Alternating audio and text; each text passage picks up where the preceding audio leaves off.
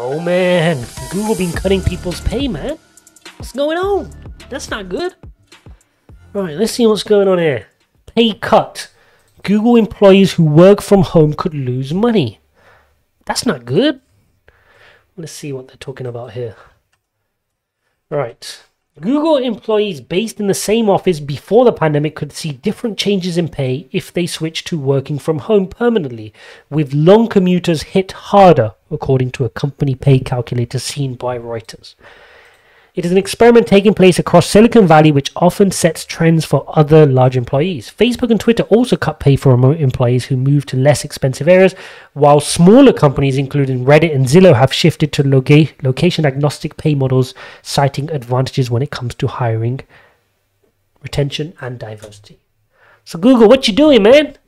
So basically what they've done is they've launched a calculator, which Reuters have managed to get a hold of, and their employees can have access to the calculator. What the calculator does is you enter a bunch of metrics, probably includes like where you plan to go and what's your normal commute time, and it will tell you how much they're going to cut your pay by, which makes no sense whatsoever. So these companies, some of them have produced record earnings during a pandemic when their team members have worked their guts off to work from home.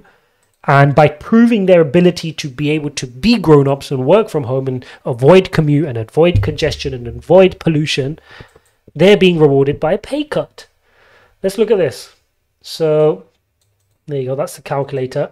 They're saying our compensation packages have always been determined by location, and we always pay at the top of the local market based on where an employee works from, a Google spokesman said, adding that pay will differ from city to city and state to state. Well, first of all, that's not true. It's not about where you work from. It's about which office you work in, right? So if Google had a campus here or a campus there, then perhaps they'll be offering differently. If people choose to work remotely, I'm not sure how that could have an impact. One Google employee who asked not to be identified for fear of retaliation typically commutes to the Seattle office from a nearby county and would likely see their pay cut by 10%. Working from home full-time, according to estimates by the company's work location tool. That's the tool I was talking about, work location tool. So I should just break that tool. 10%. So the employee goes, it's as high of a pay cut as I got for my most recent promotion. I didn't do all that hard work to get promoted to then take a pay cut. Absolutely. Who works years trying to get a promotion, often beyond your allocated working hours, which you don't get compensation for, to get a promotion for 10%, only then to get cut because you want to work from home? Interesting. What's clear is that Google doesn't have to do this, Roosevelt said. Google has paid these workers 100% of their prior wage by definition. So it's not like they can't afford to pay their workers who choose to work remotely. Absolutely. Absolutely. That's the point. They've proven that, these employees during the shutdown could work from home productively. They were delivering record numbers. Google's announced great earnings.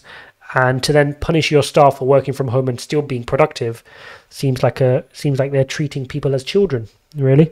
Screenshots of Google's internal salary calculator seen by Reuters show that an employee living in Stamford, Connecticut, an hour from New York City by train, would be paid 15% less if she worked from home, while a colleague from the same office living in New York would see no cut working from home. How does this make any sense? What difference? So just because that person who's in New York decides to live in New York because they like New York and they're happy to pay the rents there, they're going to get paid more than somebody doing the equivalent amount of work elsewhere. How does that make sense? Just because that's like me saying, oh, because I choose to drive an expensive car, I get to be paid more by my employer than somebody chooses to drive a cheaper car. It's all to do with output. Where does this all come from? The salary and reimbursement should be linked to the output. How much output are they providing for the company? How valuable are they to the company? Not based on where you're living. How can that make any sense?